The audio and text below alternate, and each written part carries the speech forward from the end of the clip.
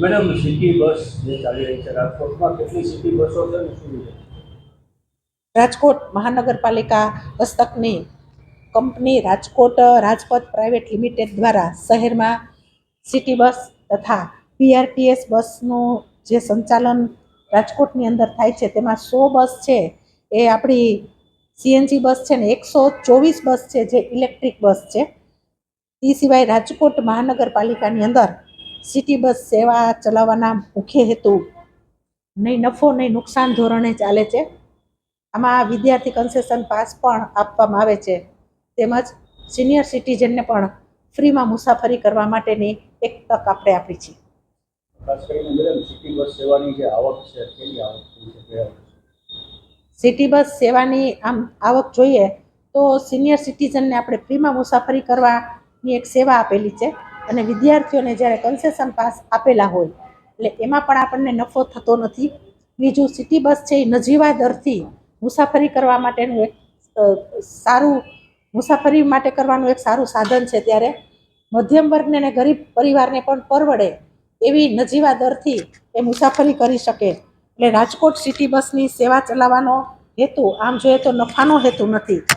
રાજકોટ મહાનગરપાલિકાની નાણાકીય 2024 અને 25ની જો વાત હું કરું તો 28.36 કરોડની બસમાં ખોટ છે અત્યારે.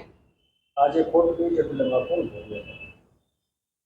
આ ખોટ છે એ સરકારના એક માર્ગદર્શન હેઠળ આ બધું ચાલતું હોય છે. ત્યારે આ ખોટનો હિસાબ અંતે પછી કંપની તો ભોગવે નહીં, પણ સરકારની અંદર કે એડજસ્ટમેન્ટ કરી અને આ ગોઠવવામાં આવતું હોય છે.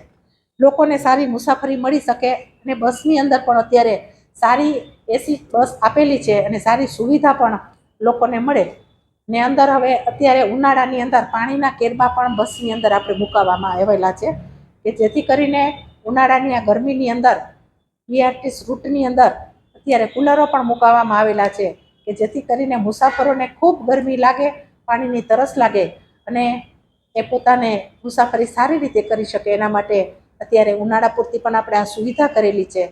એટલે આમ જોઈએ તો રાજપથ લિમિટેડ સિટી બસ એ નફા અને નુકસાનના ધોરણે કામ કરી રહી છે. ખાસ કરીને જે અકસ્માત પછી વધારે શું સાવચેતી રાખવામાં આવે છે પરિવાર આવું ન બને એના માટે? અકસ્માત પછી સિટી બસની અંદર એક પોલિસી બનાવવામાં આવશે જે અંદર કંડક્ટર ડ્રાઈવરને અને બસના મુસાફરીમાં કેટલા મુસાફરોને અંદર આપણે બેસાડી શકીએ એ ક્ષમતા પ્રમાણે એને યોગ્ય કરીને એને મુસાફરી માટેની સીટો નક્કી કરવામાં આવશે. હા, ચેકિંગ પણ થશે અને વાતચીત પણ ચાલે છે કે બસની અંદર નાનો એક કેમેરો ડ્રાઈવર વિભાગની અંદર મૂકવામાં આવે કે કેબિનની અંદર એની પોતાની ભૂલ હતી કે નહીં તે પણ આપણે જાણી શકીએ.